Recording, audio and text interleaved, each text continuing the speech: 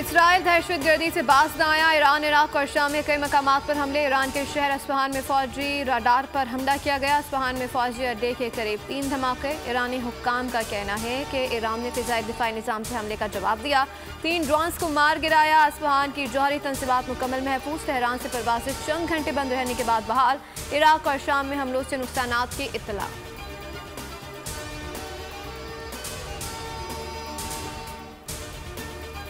कौमी असम्बली इजलास में शदीद हंगामा। अपोजिशन का एहतजाज। अपोजिशन लीडर उमर अयूब खान ने कहा कि मुल्क में आइन और कानून का फुकदान है। अरकान के घरों पर छापे मारे जा रहे हैं। इजलास में स्पीकर ने नामुनासिब रवैये पर जमशेद दस्ती की सेशन तक रुकनियत मुअत्तल कर दी। अपोजिशन अरकान ने स्पीकर डाइस का घेराव कर लिया। इजलास से बिलावल भुट्टो ने भी स्पीकर के रवैये के खिलाफ कुछ देर के लिए वॉकआउट किया।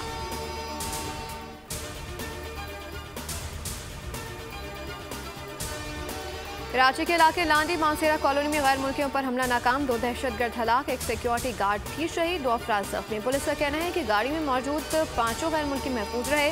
वैन में मौजूद 2 सिक्योरिटी गार्ड और राहगीर जख्मी हुए। एक कुछ हमला आवर ने खुद को धमाके से उड़ा लिया।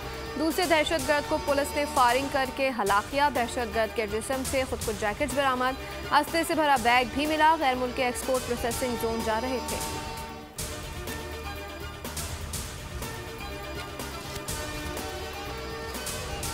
वज़ीर ख़जाना मोहम्मद औरंगज़ेब और MD-IMF के दरमियान अहम मुलाकात आज होगी। नए कर्ज प्रोग्राम के लिए दरख्वास्त की जाएगी। कर्ज प्रोग्राम के लिए 2 दरख्वास्तें तैयार की गई हैं। इजाफी फंडिंग की दरख्वास्त भी की जाएगी। IMF मिशन के मुज़ाकरात के लिए आइंदा माह पाकिस्तान पहुँचने का भी इम्कान है।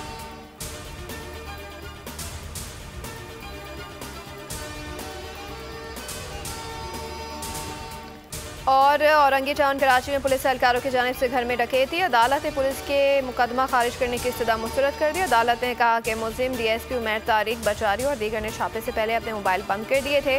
मुलजिम ने झूठ कहा कि वो छापे में मुलविस नहीं था। मीडिया में खबर चलने के बाद मुद्दई को 1 करोड़ से ज़ायद रकम वापस दी गई। 96 लाख से ज़ायद रकम और 20 तोला सोना अब तक रिकवर होना बाकी है।